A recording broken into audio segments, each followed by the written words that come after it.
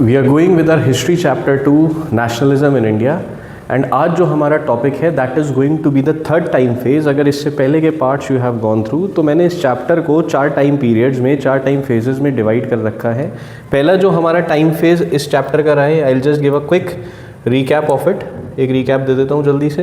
तो पहला time phase जो हमारा रहा है इस चैप्टर के अंदर दैट इज़ फ्रॉम 1914 से 1919 के बीच में हमने देखा है। देन 1920 से 1922 के बीच में नॉन कोऑपरेशन मूवमेंट के बारे में हम लोगों ने देखा था। अब हम लोग आ जाते हैं थर्ड पार्ट में इस चैप्टर के थर्ड टाइम फेज़ में। This third time phase is going to be from 1922 till 1929, यानी कि सिविल डिसोबीडियंस मूवमेंट के शुरू होने से पहले एंड नॉन कोऑपरेशन मूवमेंट के ख़त्म होने के बाद इन जो ये जो कुछ साल हैं, इन सालों के अंदर क्या मेजर काम होते हैं, क्या मेजर घटनाक्रम होता है, मेन घटनाक्रम होते हैं इंडियन इंडिपेंडेंस मूवमेंट के अंदर, उसे हम लोग देखने वाले हैं। अगर बहुत जल्दी से मैं बताऊं तो सबसे इम्पॉर्टेंट काम नॉन कोऑपरेशन मूवमेंट के ख़त्म होने के बाद जो होता है ये स्वराज पार्टी का बनना होता है।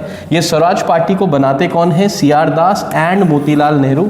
दोनों लीडर्स के नाम याद रखने हैं, स्वराज पार्टी का नाम याद रखना है। क्यों बनी थी?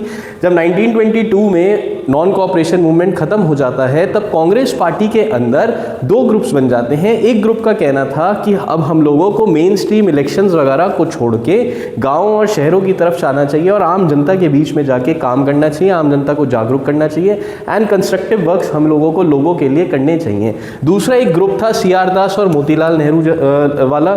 इन लोगों का क्या मानना था कि हमें इलेक्शंस में हिस्सा लेना चाहिए, सरकार का हिस्सा बनना चाहिए और सरकार का हिस्सा बनने के बाद जो सरकार का गवर्नमेंट की जो एडमिनिस्ट्रेशन होता है उसके अंदर जो कमियां हैं उन कमियों को हमें उजागर करना चाहिए और कहीं ना कहीं इससे हम लोग ब्रिटिश गवर्नमेंट की मिस्टेक्स को हम लोग बता पाएंगे और कहीं ना कहीं हम एक आज़ादी की तरफ ज़्यादा बेहतर तरीके से बढ़ पाएंगे।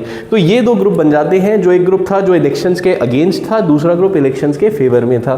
तो ये जो इलेक्शंस के फेवर में होता है ग्रुप, ये अपनी स्वराज पार्टी बनाता है कांग्रेस पार्टी के अंदर ही और इलेक्शंस में फिर ये पार्टिसिपेट करता है, इलेक्शंस में ये हिस्सा लेता है। मोरोवर जवाहरलाल नेहरू एंड सुभाष चंद्र बोस जैसे जो यंग लीडर्स थे, जो यंग ब्लड था, गर्म खून था, ये और रेडिकल मास एजिटेशन के लिए, रेडिकल मतलब ये चाहते थे कि तुरंत ही भारत आज़ाद होना चाहिए, सेल्फ गवर्नेंस मिलनी चाहिए भारत को। तो ये मास एजिटेशन मतलब ज़्यादा से ज़्यादा लोगों का पार्टिसिपेशन हो, जैसे नॉन कोऑपरेशन मूवमेंट में हुआ था। ऐसे बड़े आंदोलनों के लिए ये और ज़्यादा तैयार थे, चाह रहे थे कि नॉन कोऑपरेशन जैसे ही अब फिर से बड़ा आंदोलन होना चाहिए। बट इस टाइम पीरियड में अगर हम लोग देखें तो एक तरीके से this was a resting phase.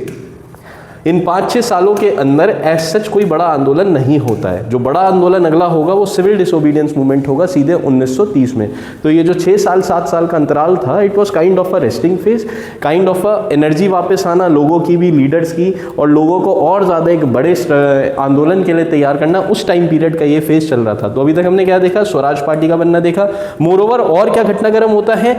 World wide economic depression 1929 में USA में स्टॉक एक्सचेंज गिर जाती है एंड बहुत बड़ा इकोनॉमिक डिप्रेशन आता है, इकोनॉमिक डाउनफॉल आता है, जिसका असर भारत के ऊपर भी पड़ता है। अगर याद हो तो इसके बारे में थोड़ा सा you might have gone through in class 9th Nazism वाले चैप्टर में, जब वर्ल्ड वॉर 1 के बाद इकोनॉमिक डेवलपमेंट जर्मनी का हो रहा था तो उनका इकोनॉमिक डेवलपमेंट कंप्लीटली रुक जाता है, हिट कर जाता है just because of this economic depression. तो ये इकोनॉमिक डिप्रेशन का असर हिंदुस्तान में भी पड़ता है। हिंदुस्तान में एग्रीकल्चर के जो प्राइसेस थे वो गिर जाते हैं। क्यों? क्योंकि हमारे एग्रीकल्चर प्रोडक्ट्स की जो डिमांड थी विदेशों में वो रुक जाती है, वो खत्म हो जाती है, क्योंकि इकोनॉमी जो थी पूरी दुनिया भर की हिल चुकी थी, खत्म हो चुकी थी। ये बहुत खतरनाक इकोनॉमिक डिप्रेशन था। लाखों लोग इसके अंदर सुसाइड कर लेते हैं, अपने आप को मार देते हैं, रातों रात वो लोग सड़क पे आ जाते हैं।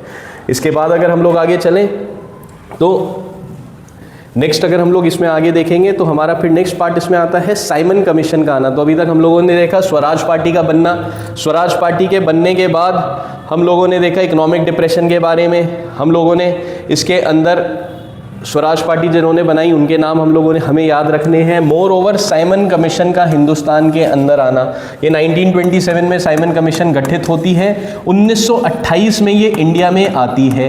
तो इसका बहिष्कार किया जाता है। क्यों बहिष्कार किया जाता है? ये 7 मेंबर कमीशन थी और सारे के सारे जो सदस्य थे इसमें वो सारे के सारे अंग्रेज थे, गोरे थे। अब ये साइमन कमीशन इंडिया में आई थी, इंडियन जो उस समय पूरा का पूरा सरकार की मशीनरी चल रही थी, एडमिनिस्ट्रेशन चल रहा था, उसे रिव्यू करने के लिए आई थी। 1919 एक्ट एक था जिस एक्ट को ये लोग, जिस एक्ट के तहत पूरी ब्रिटिश सरकार चल रही थी, इसे रिव्यू करने के लिए आई थी कि इसके अंदर क्या कमियां हैं और कैसे बेहतर किया जा सकता है एडमिनिस्ट्रेशन। तो इंडियन लीडर्स साइमन कमीशन का बहिष्कार करते हैं। क्यों बहिष्कार करते हैं? क्योंकि इंडिया कैसे गवर्न हो रहा है उसे देखने के लिए ये लोग आए थे, और कोई भी इंडियन इसके अंदर मेंबर नहीं होता है।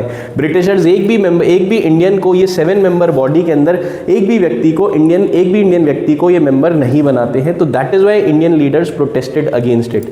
तो Congress protested against this commission, and इसके बाद फिर दिसंबर 1929 में, ये जो हमें लास्ट पॉइंट अब याद रखना है साइमन कमीशन का, बस हमें इतना ही रखना है कि साइमन कमीशन आता है, इसका विद्रोह किया जाता है, साइमन गो बैक के नारे लगाए जाते हैं, मुंबई में ये लैंड करते हैं, उसके बाद से ही इनका विद्रोह पूरे देश भर में काले झंडे दिखा के प्रोटेस्ट करके इनका विद्रोह किया जाता है। लास्ट में एक और पॉइंट हमें इस पूरे टॉपिक के अंदर और क्या याद रखना है कि इन दिसंबर 1929 under the presidency of Jawaharlal Nehru Lahore में कांग्रेस का सेशन होता है और वहां पे पूर्ण स्वराज की बात करी जाती है। क्यों? क्योंकि इससे पहले जो वाइसरॉय होता है ब्रिटिशर्स का, जो ब्रिटिश वाइसरॉय होता है इंडिया के अंदर, वो क्या बोलता है कि इंडिया को हम लोग डोमिनियन स्टेटस दे देंगे, इंडिया अपने कानून खुद बना सकता है, इंडिया खुद सेल्फ रूल कर सकता है, बट कब देंगे वो डोमिनियन स्टेटस, वो उसके बारे में कुछ भी नहीं बताते हैं।